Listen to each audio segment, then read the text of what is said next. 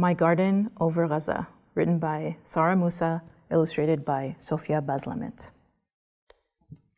The drones buzz over our apartment building and I catch my breath. I saw him, they will see you. I pull my little brother away from the window. He's too young to understand that even the drones are dangerous. Shall I tell you about Baba? Isam nods, climbs down, and sits quietly beside me. When Baba was a young man, he owned a big farm near Nasr, I say in a loud voice. He planted zucchini, potatoes, and cantaloupes. The land was fertile and Baba worked hard. Where is his farm now? Isam asks. When the occupiers built the wall, it trapped us in the Gaza Strip so we could never get out. Baba's farm is behind the wall and Baba couldn't go back. But Baba kept planting wherever he could. He's the one who started a garden on our roof and taught me how to care for it. Can you teach me? Isam asks. I can't hear the drones anymore. Today I'll teach you to pick green beans, I say. My awar salah flutters in the wind and I can smell wet soil and mint in the air. I close my eyes and try to imagine Baba's farm where the plants are in rows as far as I can see. I imagine soft earth beneath my feet instead of this hard concrete. I show Isam how to pick beans and make sure he doesn't tear the plant. The plant is heavy with fruit and we quickly fill our bucket. I make green bean stew and carry a plate of it downstairs to Mama's sewing shop. She looks up from a dress she's trimming. It would be better with a little meat, I say. I'll try to pick some up before Friday, Mama says. But I know if Mama doesn't have good business during the week, we won't have meat on Friday either. After Isam goes to bed, I get Mama all to myself. You seem quiet today, Mama says suddenly. I'm just thinking, I'm tired of the drones. I'm tired of us working so hard but having hardly enough. But I won't tell her my worries. I know she's tired too. You remind me of your Baba. Mama looks into my eyes. Always thinking. The next morning, Mama heads down to open up her shop. I get Isam dressed and make him breakfast. Let's go water our garden, I say, and Isam runs ahead of me up the stairwell. Suddenly, I hear the buzzing of the drones. I pull Isam away from the door of the roof. I take him down to our floor and wait inside. I put a cartoon on for him and watch through the window, anxiously waiting for them to leave. I see a drone turn back over our roof. It's spraying something. Don't follow me, I yell at Isam and slam the door behind me. I run up and swing the roof door open. The air feels thick and smells of chemicals.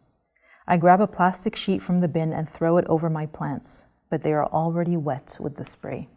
The drone turns back and starts spraying again. I grab a shovel and charge through the mist, swinging at the drone. It flies further away but keeps spraying. I gag and cover my face with the cloth of my awar salah. Stop, Mama yells. She grabs my waist and drags me into the stairwell. I try to pull back, but suddenly I'm so tired. I gasp the cleaner air in the stairwell and moan aloud, tears suddenly pouring out. Mama, I cry, it's all gone. You can plant it again, she says, but if we lose you, who will plant again? I scrub my skin in the shower to wash off the herbicides, but on the inside, I'm still burning. Mama closes the shop for the day. We wait for the wind to clear the air on the roof, and then we put on our boots and thick jeans to go upstairs. My plants are already wilting. The green tomatoes weigh down the drooping plants. They will never ripen. We'll plant again, Mama says. But what's the point, I say, swallowing my tears. You will plant again, she says firmly, just like Baba did. We clean out all the dead plants and broken pots and put them in garbage bags. Then we scrub and rinse down the walls and tiles. The next day, Mama comes home earlier than usual. Noura, I bought you a present, she says. She has 4 grapevines lined up at the door and she places some seed packets in my palms. As I fill pots with sweet soil and pat in the new plants, I imagine Baba sitting beside me, patting in the plants too. Baba always sang as he worked. I sing Baba's favorite song, a song of freedom.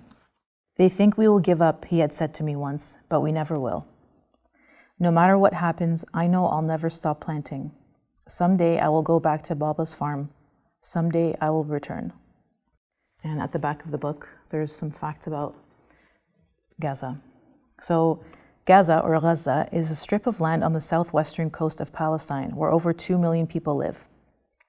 The strip is completely surrounded by water and guarded barrier walls.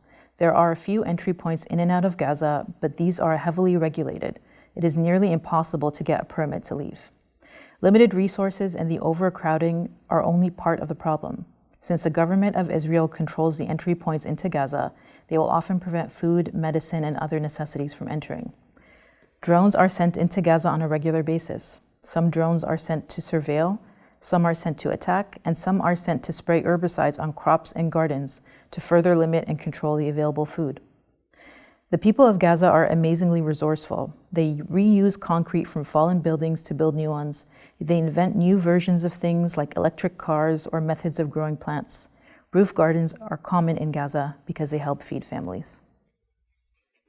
The end.